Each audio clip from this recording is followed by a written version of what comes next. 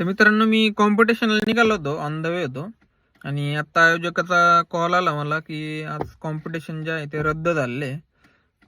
कारण की विषय असा आला, पाऊस पण म्हणजे पुऱ्या महाराष्ट्रामध्ये तुम्हाला माहिती आहे हाय अलर्ट सांगितलेले आहे आणि भरपूर ठिकाणी नद्याला पुलाला वगैरे एकदम पूर आलेला आहे.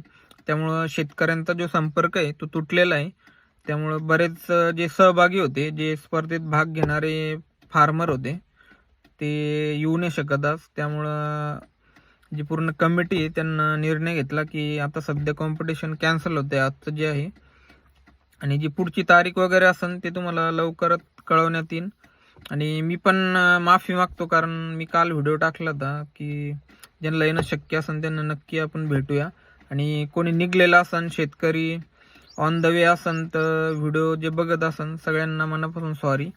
आज कॉम्पिटिशन कॅन्सल झालेलं आहे. पुढचा जो पण काही तारीख वगैरे अपडेट असेल तुम्हाला मी लवकरच कळवण.